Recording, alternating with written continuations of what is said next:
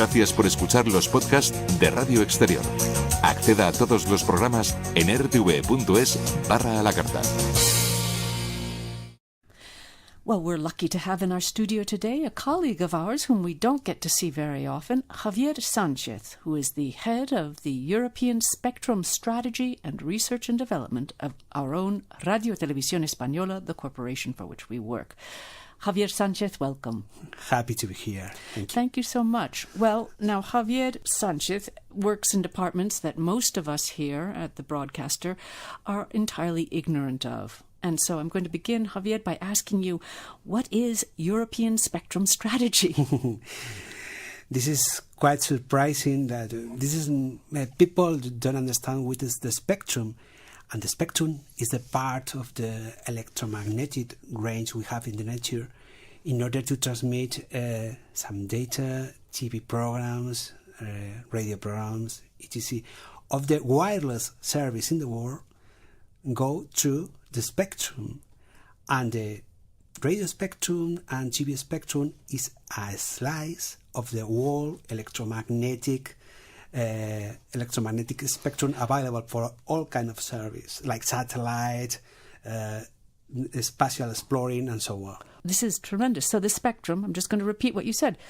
It is the electromagnetic field through which all wireless service passes, through which radio and television, you said radio and television are just a small segment. Segment, yeah.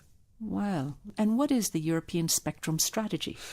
Yeah, nowadays in Europe we are in a battle because the mobile operators want the ultra-high frequency slide of spectrum, the UHF, in order to use this slide for mobile broadband services. And why they want this slide of the spectrum, the UHF spectrum?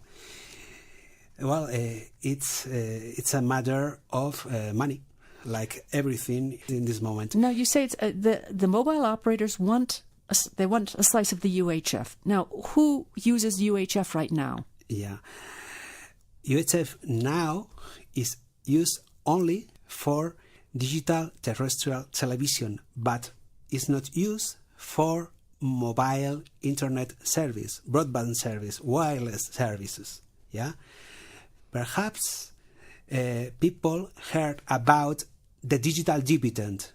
The digital dividend is one slice of the UHF band who will be dedicated to mobile services the next year. At an European basis, every country is clearing this slide of the band, the 800 megahertz band, and this slide will be assigned to mobile broadband services. Internet in your smartphone, for instance, or in your tablet. Mm-hmm. Yeah, and this is fantastic for the mobile operators because in these frequencies it's very easy to transmit.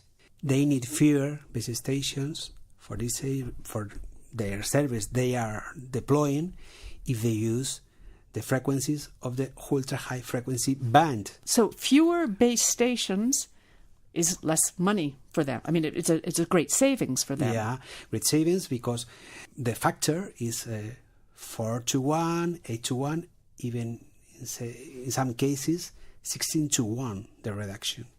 So it's quite important for them to achieve these slices of the ultra-high frequency band. Where are these band slices being negotiated? These bands are negotiated in an international organism. ITU, the International Telecommunications Union, is an United Nations organism, and the decisions taken in these organisms have to be approved by each country who attends to this kind of decisions, yeah, or are negotiating these kind of decisions. The spectrum is a common good for all the humanity, so you have to assign services in an adequate way in order to provide the same services in wide slides of frequencies in the bigger number of countries in the world. Because if, for instance, in radio we have different frequencies in Spain and in France and in Italy, could you imagine the industry manufacturing different devices for each country? It's not possible. So the desire of this organization is a worldwide harmonization of the use of the frequencies, like in this case. So all right, so that was the spectrum. You mentioned radio. Where does radio fit in to this equation? Radio does form part of the electromagnetic. Of course, but the battle is not in radio, because the amount of the spectrum used by radio services is very, very, very scarce. Yeah, so there is not interest in occupying the frequency modulation band because it's very narrow. Nobody can't deploy internet service in this band, for instance. So there is not a pressure in order to clear this band, the FM band, and there is not any kind of pressure for digitizing radio across Europe. And this is a bad point, because all the great telecommunication services are nowadays digital. For example? TV, internet, all the communication services are digital. Data transmitting is always digital nowadays. Except radio. Except radio. Radio is digital in all his chain, except in the part of distribution of the signal to the consumer. How does that affect the consumer? The consumer will be listening to analog radio in FM and in medium wave and in short wave, because there is not planned any kind of European switch of date, because all the countries in Europe are taking decisions on their own. Not coordinated. Effectively. There is not an European coordination about the deployment of digital radio services. In the case of the TV, the European Commission decides one target for the switch of date, but in the radio there is any kind of target for switch of date. So if you want to deploy really a new service, you will have to switch over the previous service. If you don't switch off the previous service, the consumer will be listening, in this case, analog radio, and the consumer won't go to digital radio. And this is a problem. But there is any kind of interest in this matter on the part of the European Commission right now. The only two countries nowadays has expressed his intent in order to switch off analog radio are Denmark, and there is another country that is not a European Union country, Switzerland, that is working on an analog switchover.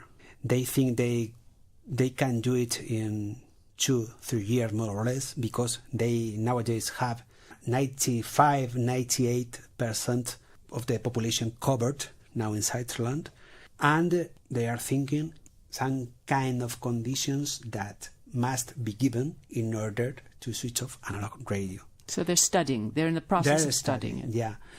Denmark have these conditions put in a paper, in a government paper. And it's very curious, because there are several conditions. One of them are mandatory, like the time of the consumers listen to digital radio have to be bigger to the linear analog radio consumption, yeah. And there are another aspects that will be revised once you will be deploying the digital network. The sales of the receivers is a very important aspect, because if in the TV we have to adapt the roof antennas for television. television. In the case of the radio, you have to adapt the vehicles, cars, trucks, etc. Because radio is mobility. So the sales of new receivers for vehicles, it's a great indicator of the order of the state of the art of the implementation of digital radio in a country. Yeah. How is it in Spain? The situation in Spain is very bad for digital radio.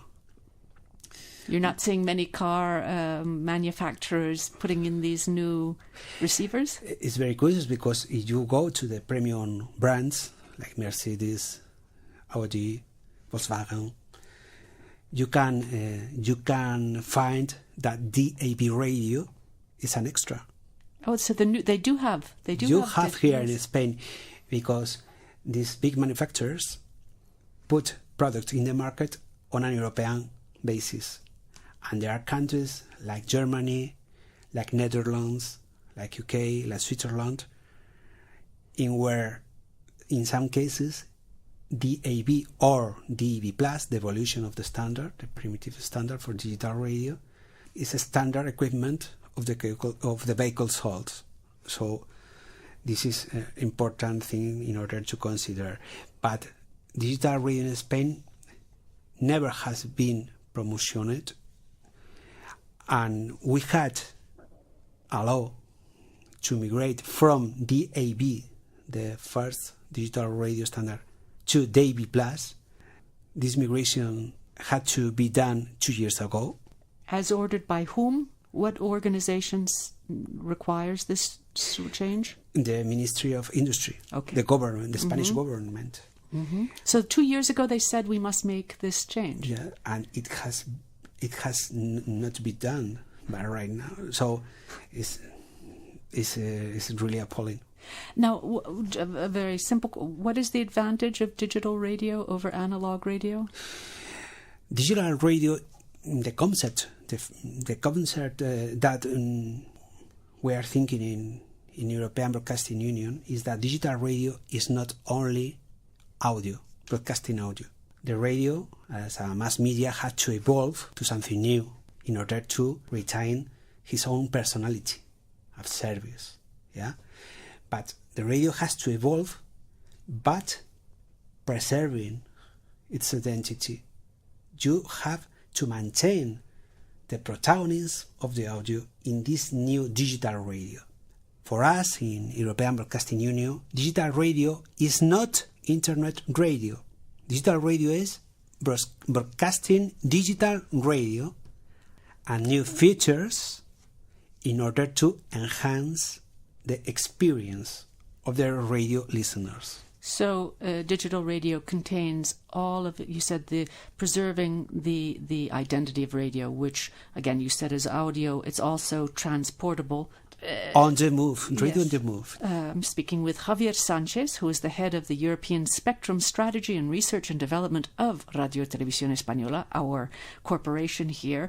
And he's been explaining spectrum strategy in Europe and also explaining some digital radio transferal that should have occurred 2 years ago, but perhaps will occur sometime in the future in Spain. But of course, we here at Radio Exterior are very interested in our own future, and we thought that maybe Javier Sanchez would be a person who could help talk to us about some of the implications of our future. We've heard that the shortwave service for Radio Exterior de España will be closed off as of October 1st. Okay. Javier, do you understand why this decision is being made? No, I don't have any kind of idea. Perhaps economic reasons, but this is my personal opinion. Foreign service must be maintained because it has his own personality and has relevance in the world in where we live. Well, the corporation would immediately say, but look at the BBC, look at Deutsche Welle, look at Radio Netherlands. All of them have reduced their foreign service, their world broadcasting. But reducing, not closing, the broadcasting service, because radio is broadcast. Radio is not internet war, IP war, internet streaming. It's not podcast. This is it's a complement for radio. For instance, it's very useful for us the idea of creating some podcasts, because there are people who can listen you in a determinate hour, your program. So you can download the program and listen whatever you want. Yeah, okay, it's a good idea for some kind of programs.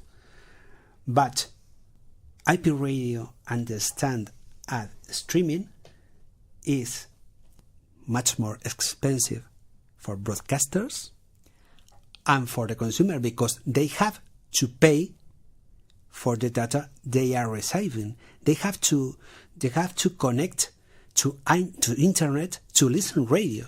Yeah, Javier, this is such an important point. I'm going to just take it back. Again, IP radio is radio heard on the internet. Yeah.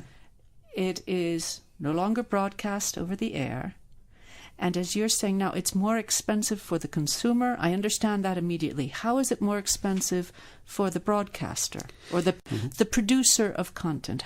It's very easy to understand that in the internet world, you are serving to the consumer a determined amount of data. Yeah, you have to establish with your listener a point-to-point channel and send the consumer this data.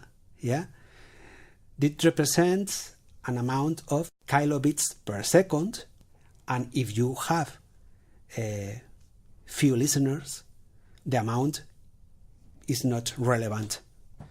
But there are some statutes that says clearly that if you have more than 8,000, 9,000 of listeners, the cost of IP distribution will increase dramatically. Recently, in Germany, in June, I can't remember exactly the date, the Bavarian Radio published a study which reveals that DAB+, the digital standard for digital radio broadcasting, is 40 times less expensive than IP radio. 40 times for the broadcasters, not for the consumers. And just think in one thing. If you are in a Wi-Fi place in where you have a signal of Wi-Fi, you can listen to radio free of charge. But on the move, you have to pay data for receiving radio services. Through internet. Broadcasting in radio is free worldwide. So this change of model implies... Who does the broadcaster pay? Let's say if it is on IP, and there's movement, who does the broadcaster have to pay for the data to be conveyed? Yeah, the broadcaster had to pay to the internet provider services for the transport of their signal. Telefónica, like Vodafone. So they're also the same mobile companies. Okay. This is the name of the So these are the same companies that we were talking about Absolutely, before. The same companies. The companies charge the service to the consumer, and also the broadcaster have to pay these companies for distributing our signal. Through IP. Through IP, okay. So the argument that the company will be saving money by eliminating their shortwave services, getting rid of noblejas, may not be a correct argument. Is that what you're implying? That it may not be a money-saving... Perhaps the only way to determine if this is true is to study this situation. Is to determine the number of listeners on shortwave abroad of Spain and the real connections, the real hits on Radio Exterior on streaming.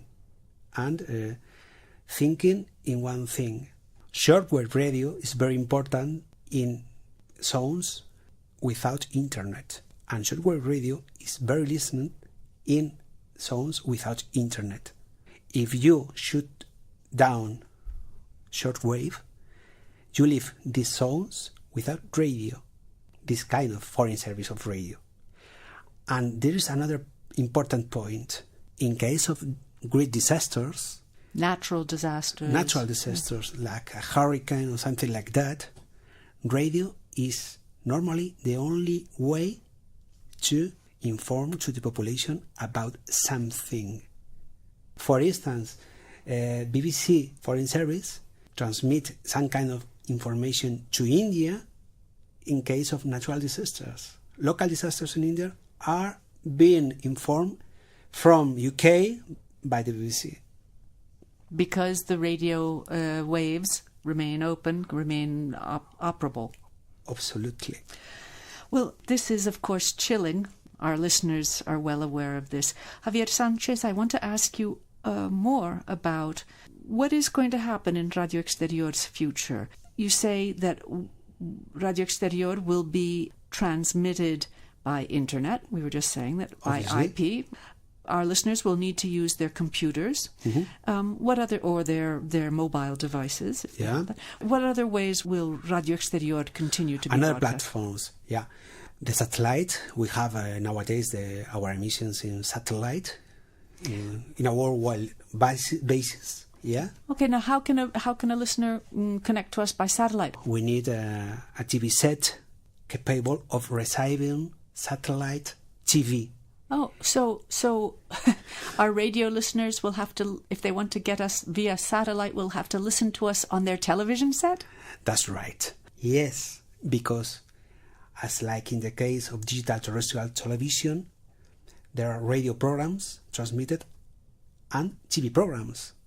And this is exactly the same case. The only difference is the mechanisms of reception of this signal through satellite or from a transmitter, a digital terrestrial transmitter. In the case of the satellite, you will have a parabolic antenna in your roof. You will receive, you are receiving the signal, and your set-top box or television set decodes the Radio Exterior program service, and you can listen a linear service of Radio Exterior España, like IP service in internet. Yeah, but in this case, it's free of charge. It's free of charge because we are a public broadcaster, and although our programs are encoding and they have some kind of encryptation, this encryptation is transparent for the user, so you can listen to our programs